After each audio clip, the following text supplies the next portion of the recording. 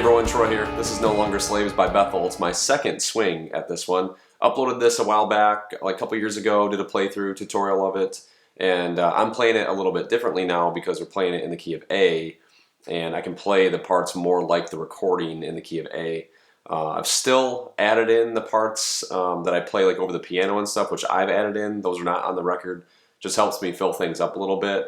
But I can play the interlude bridge part a bit differently because it's in the key of A. I can play that more like the recording, so I've kind of added that in there.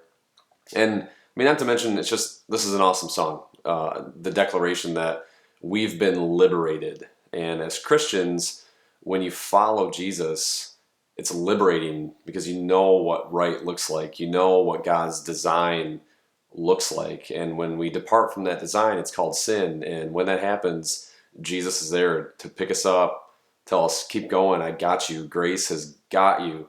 And that's the encouraging part about being a Christian, is that we know what right looks like and we chase after what right looks like because Jesus tells us what right looks like.